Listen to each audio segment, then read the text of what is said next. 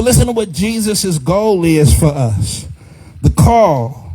Galatians chapter 4 says, my little children, this is Paul talking to the church at Galatia, for who I am again in the pains of labor until Christ is completely and permanently formed within you. Do you see the goal?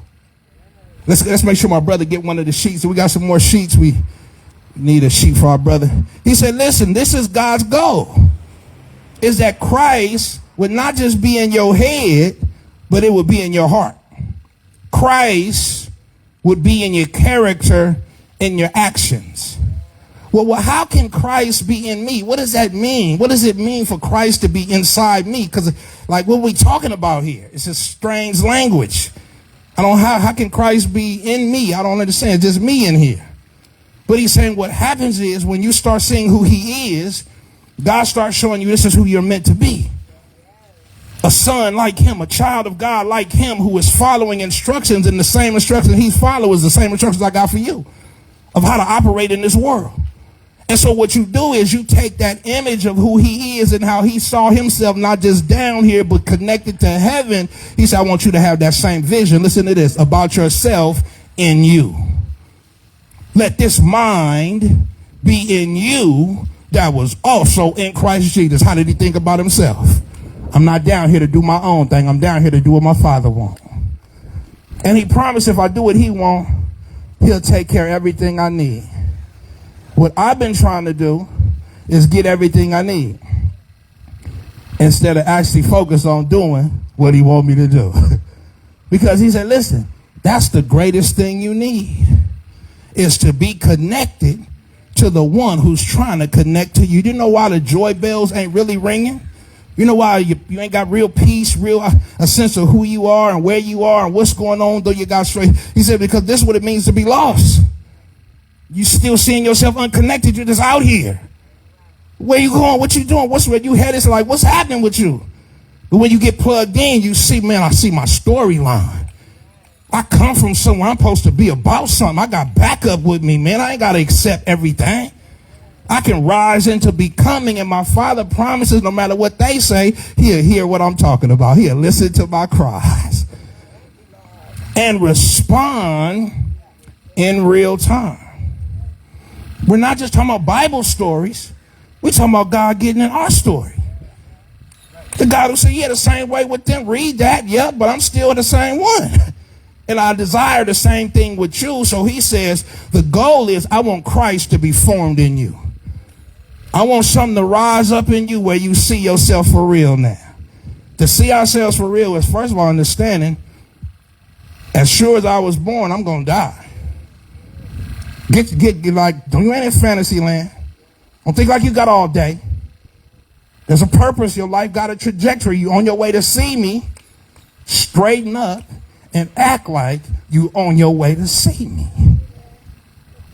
Get serious about what I'm serious about. And I'm not just serious about you going to church. No, I'm serious about you getting unlocked to become the child that I see that you're truly supposed to be. In my love, enjoying life. I just bust out this week. I was driving in the car. I just bust out and started laughing.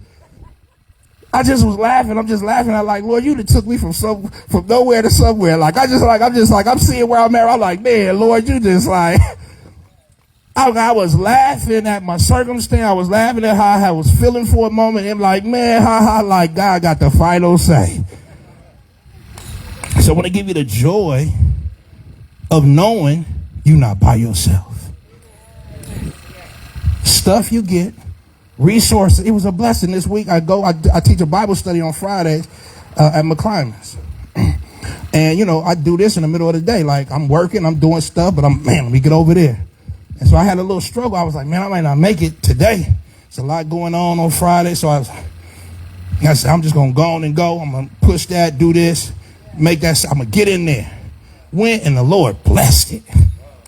It was like the Lord was in the room. Like he was sitting in there like we was locked in.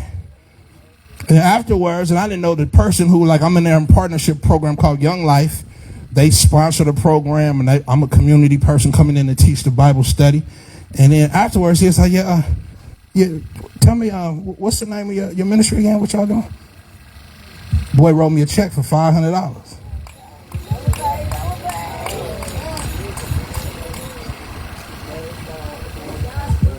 The money gonna run out. But to notice that God telling me, if you just do what I tell you to do, you don't know what's gonna happen. Listen, first, not for you. I gave you the 500. That was at the end. You had already did what I sent you to do. You gave your heart up in that room. You let them hear my voice in that room, and I just wanted to let you know, Larry, I see you, boy. Keep going. Keep going. Even when you get tired, just keep pushing. Because I'm trying to bless some people through you, and all I really want from you is your willing sacrifice. Did you hear what I just said? Your ability to say, I'm going to go anyway.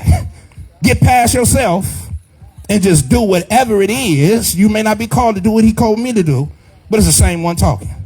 It's the same idea of you be my real son and daughter and do your part is the same thing he wants from you.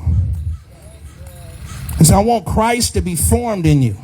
I want it to look like Jesus that got involved. I want it to look